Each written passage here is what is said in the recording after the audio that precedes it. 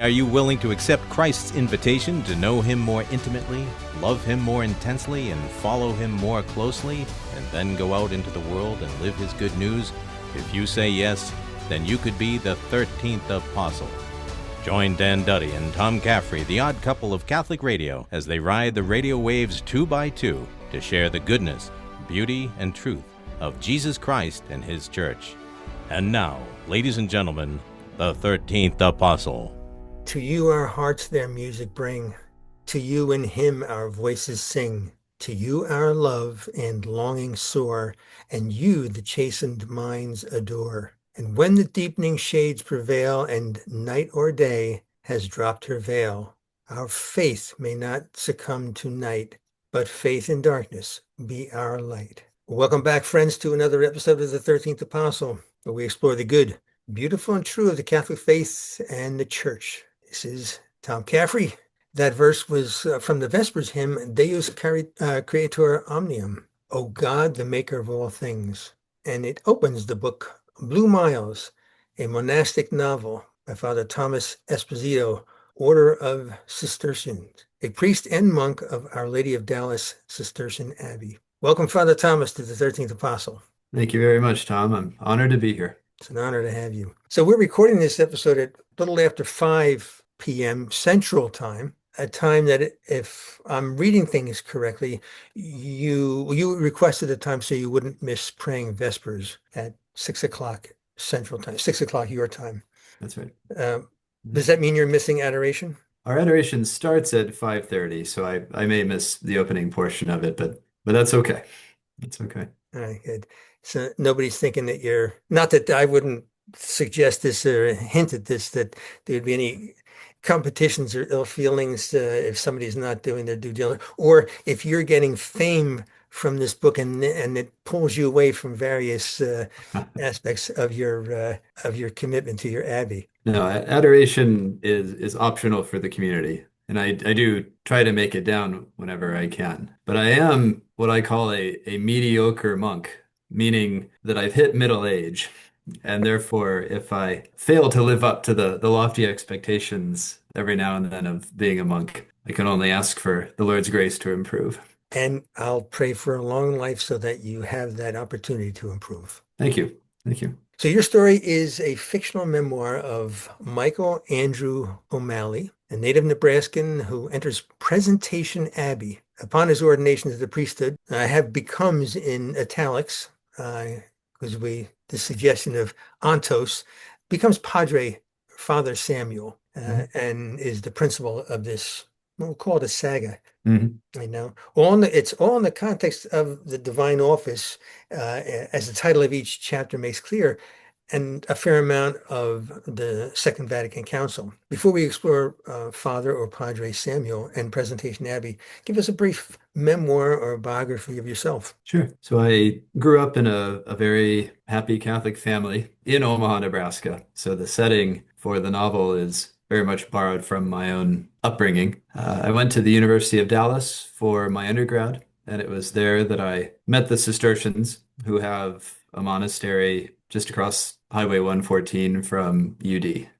Several of the monks were professors of mine at UD, and the abbot of the monastery, an old Hungarian named Father Dennis, became my spiritual director for the last few years of college. I had the hunch for a while that the Lord was calling me to the priesthood. I avoided answering that call as long as I could, but Father Dennis helped me to see that the Cistercian life as it's lived here in Dallas of teaching, priestly ministry, and monastic community was tailor-made for me. And I've been reaping the hundredfold ever since joining in 2005. I was able to study in Rome for several years. I got a doctorate in scripture, and now I'm back at the University of Dallas teaching in the theology department. And then I'm also the junior master and sub-prior of the monastery. So junior master means that I'm in charge of the formation of the young men who have made their first vows but not final vows. And then sub-prior means I'm the number 3 superior in the community,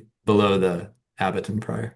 It sounds like a potentially lofty position, unless there's only 4 people. So how many people? How many, Indeed. how It'd be many? less daunting if there were only four of us. Yes. There are actually 34 of us in the Oh, community right wonderful. now, 12 of whom are in formation. So I have 9 junior brothers under my tutelage presently.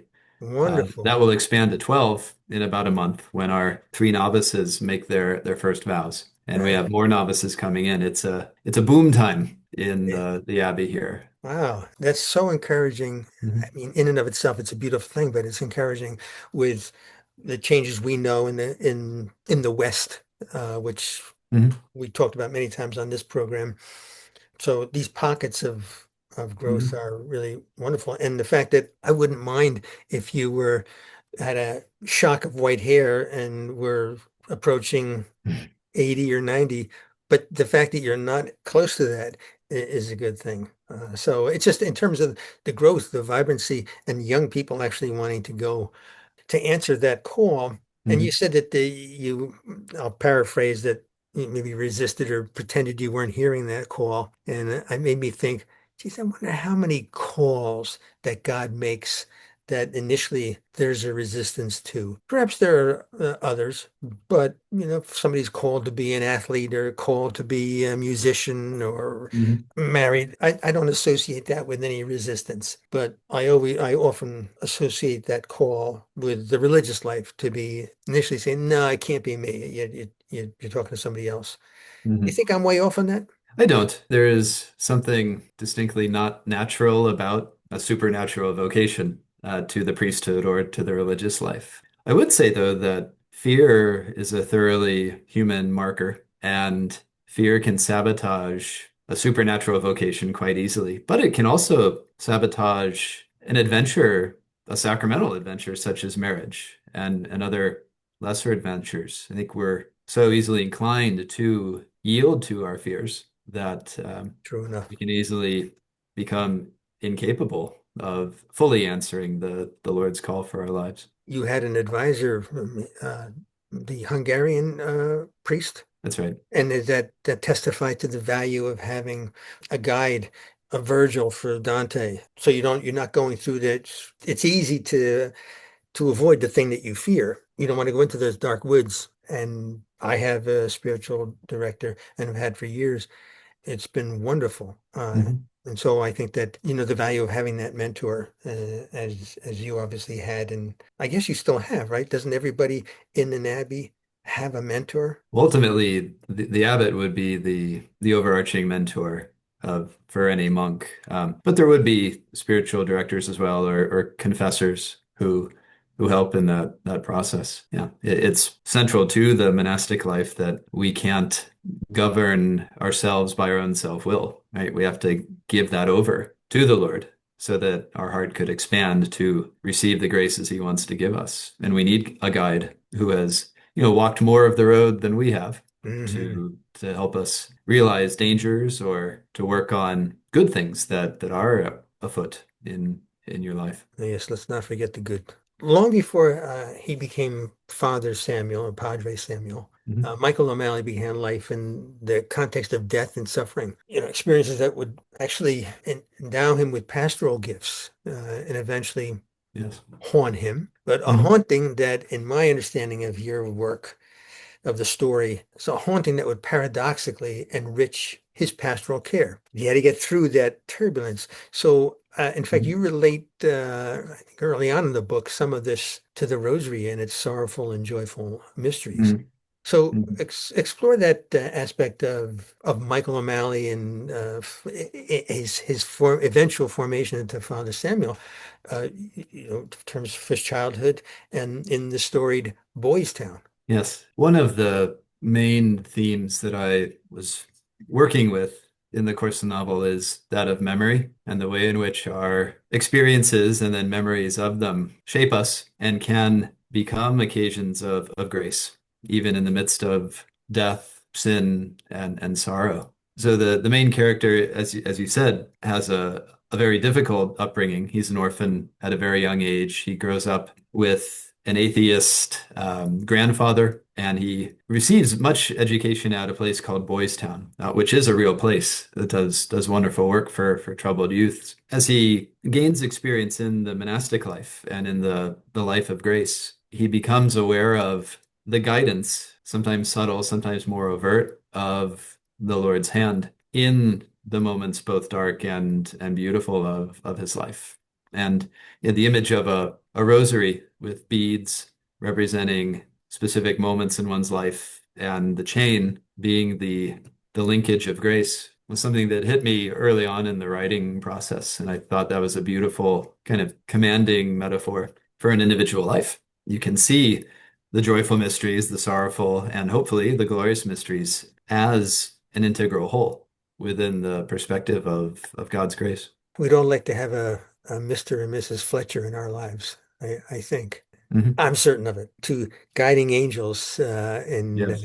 in Michael O'Malley's life, Mhm. loving, in loco parentis in a way, but they are Mhm. kind of like his parents. I took to them. Mhm. In the chapter Lectio Divina, Father Samuel writes about the following insight. If humans are created in the image and likeness of God and God remains incomprehensible, then it follows that we remain incomprehensible, even to ourselves. So Mhm. that inability to know thyself is made manifest later in Father Samuel's life when he attempts to hide himself and from his confreres as he battles his demons. Mhm. So that's not all in one section. Those are far apart in your book. But when I got to the latter part, I Mhm. thought back to that early part about the image of likeness and hiding ourselves. I said, well, Mhm. that's what he did, and that's what we do. Yes. So talk a little bit about that. I cribbed that insight from St. Gregory of Nyssa. That's that's the source for yeah, the incomprehensibility of God, man as the image of God. Man must be incomprehensible mystery to himself. That's so true, isn't it?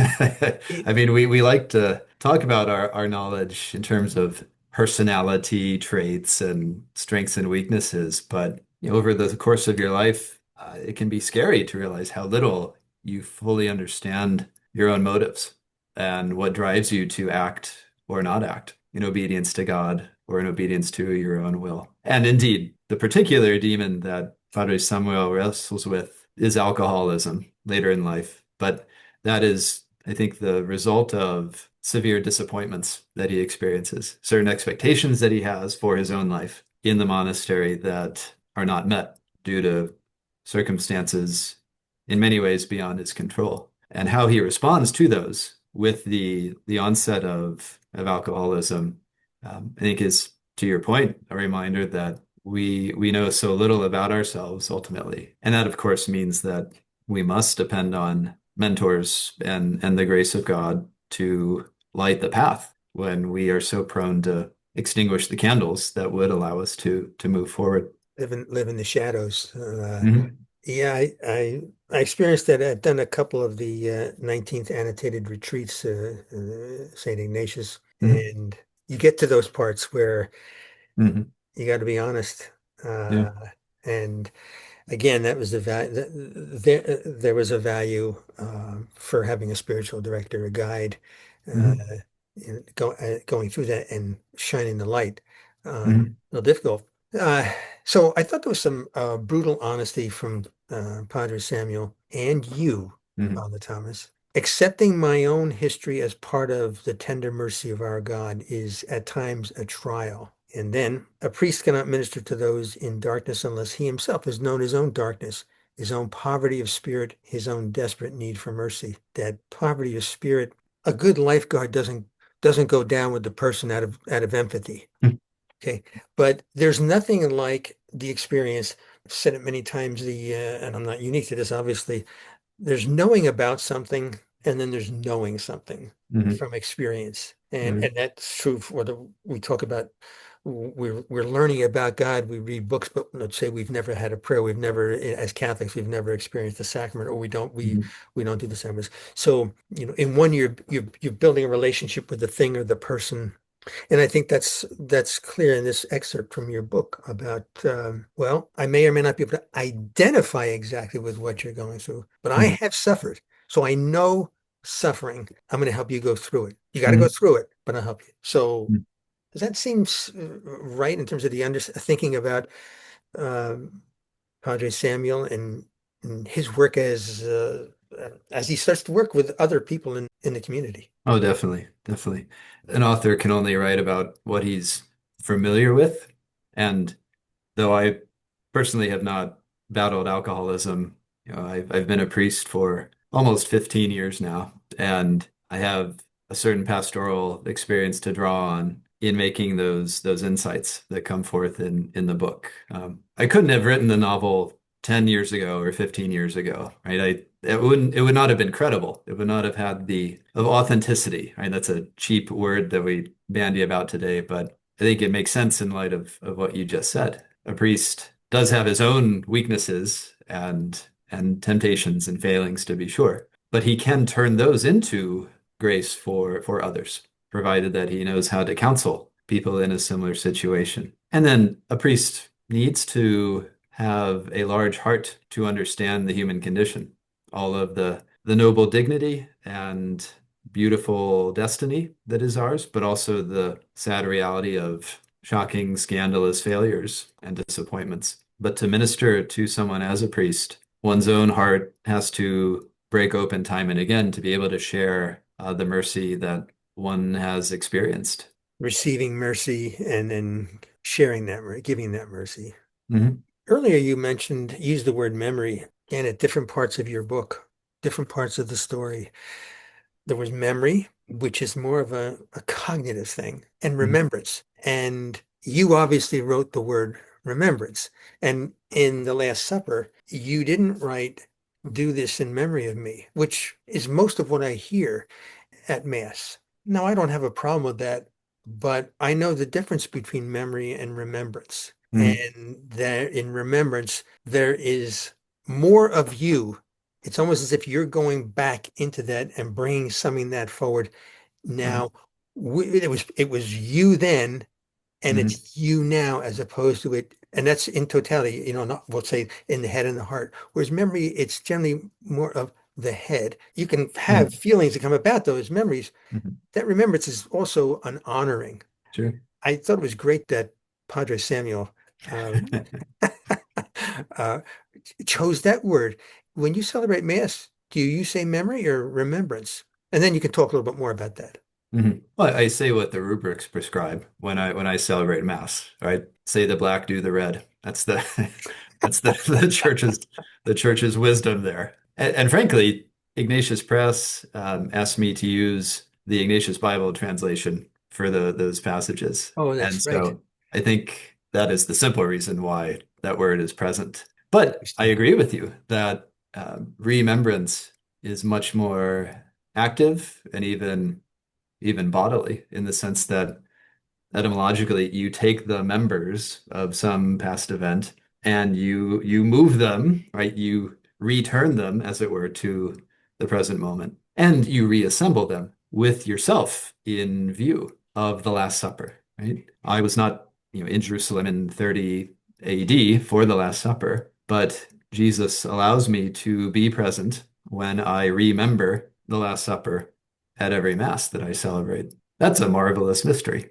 I mean, it's crazy to think about, and that is the driving force behind Padre Samuel's memories.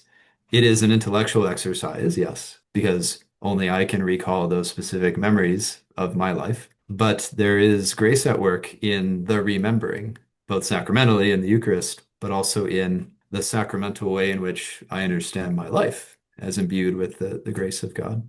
I think of the disintegration and integration because of how you describe remembering. So the members are Right. put back together. Mhm. They're integrated again as opposed to disintegrated. Yep. And I think that's, for me, it's a beautiful meditation. It gets me more. I do feel like I don't know what to say, reliving. Certainly not reliving if I'm doing, let's say, Lexio or the spiritual exercises.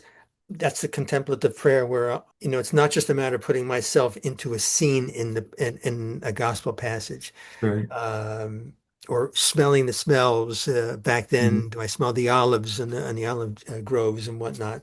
Mhm. But it's actually I become part of the scene, part of the event, part of the passage. So, tell us a little bit about donuts nobis pacem. I'm glad you brought that up because the novel is full of humor. In Definitely. many ways, yes, it is a reflection of my own quirky, eccentric personality, and that includes a lot of meditation time and a lot of humor. So donuts nobis was actually a phrase that a brother came up with when we were studying years ago, and it just delighted me then. It delights me now. So I wanted to make sure that the laughter that is central to the monastic life was communicated at different points in the novel. You did a good job with that. That's Thank you. uh, so. Yep, in choir practice, it was not just the sound of voices. You make clear in that our bodies talk. Me too. They communicate in all sorts of ways. So, Yes. I I was just at a convent of women and one of the nuns had read the novel and her initial comment to me was, "You men are so different than us." Because there's a subtle but strong influence of the farting, the smelliness, the strange burps that come after dinner when you're praying Compline. That makes its way into the novel as well. yes, I did. Sometimes I thought I was around my own brothers uh, during some of the scenes Yeah. in your book. I never thought I was around my sisters. I have four of them and three brothers. So whenever I was in that, I was either around my friends or around my brothers. Never around my sisters or the females in my Nice. life. So Well, that makes it a credible portrayal of male monastic life then. Yeah. that's great. I've talked about in other conversations about looking at the two beams of the cross, and others have written eloquently about this.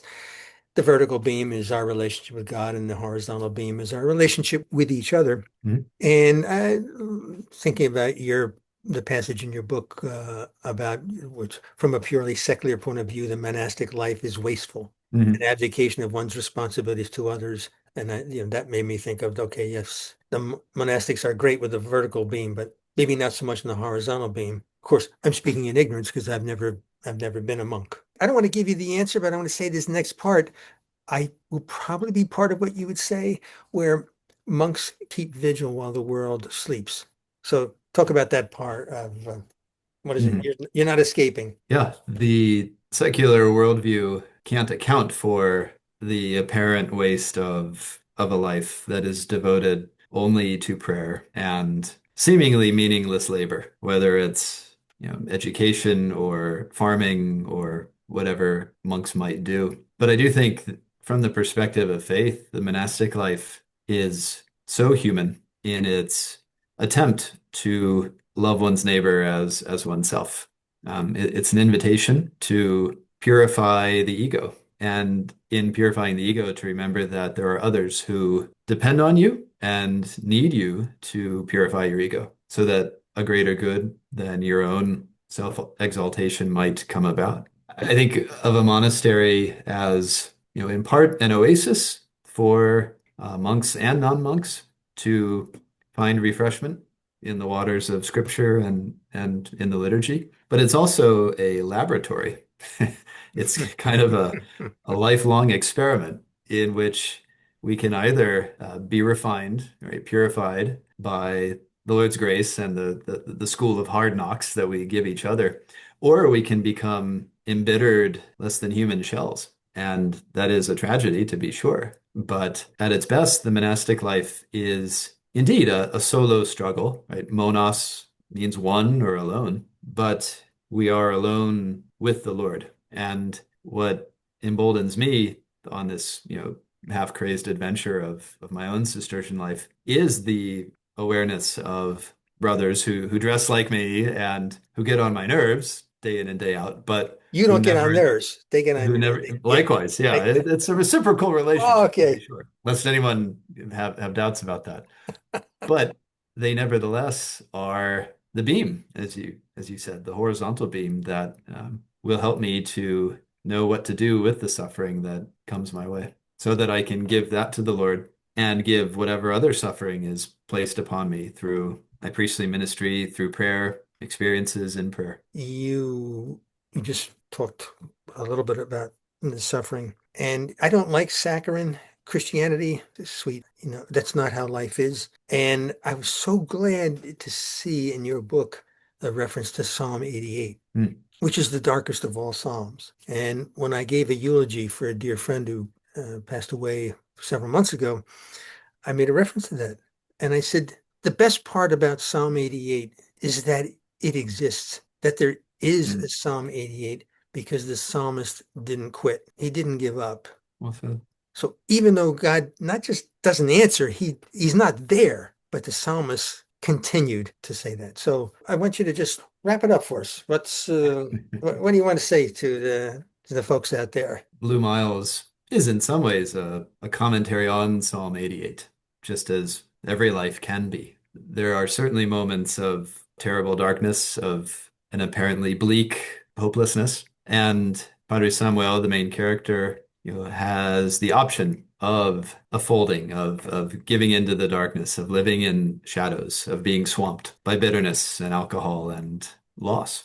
But he knows that Psalm 88 is recited on Fridays at Compline. The Church's wisdom, again, is such that everyone who prays the office recites those words of Psalm 88, ending, "My one companion is darkness," at the time when Jesus is in the tomb, Good Friday. And the life of faith, in some basic sense, is all about perseverance. And I love the etymology of perseverance. It's a Latin phrase, persevera, right? Through severe things, by means of trials. The virtue exhorts us, enables us to pass through those moments of darkness so that the Lord can reveal his light to us in ever more beautiful and radiant ways. That, I think, ultimately is what Blue Miles is about, right? It's a testimony of one man's darkness, but his perseverance in faith that allows him to yield a harvest.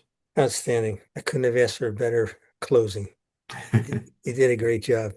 Thank you. Father Thomas Esposito, Order of Cistercians, author of Blue Miles, a monastic novel. I want to thank Ignatius Press for the review copy and Susan Nutt for helping to coordinate this wonderful conversation. So, Father Thomas, thank you very much for joining us on the 13th Apostle. Well, it's been a joy, Tom. I'm grateful for the questions, and I'm glad I was able to join you. Beautiful. Stay tuned, friends, for the Angelus, followed by Your Prayer Intentions with Peter and Jemmy, WQPHradio.org. Mary Ann, Jean, and James, and the crew, ladies and gentlemen, thanks for your support. Father Thomas, thanks again. Thank you, Tom. God bless you. Thank you for listening to the 13th Apostle with Dan Duddy and Tom Caffrey. For more information on Dan, visit his website at www.danduddy.com or email dcduddy@gmail.com. Tom's website is faithpilgrims.com or email trcaffrey@faithpilgrims.com. How about you? Will you be the 13th Apostle?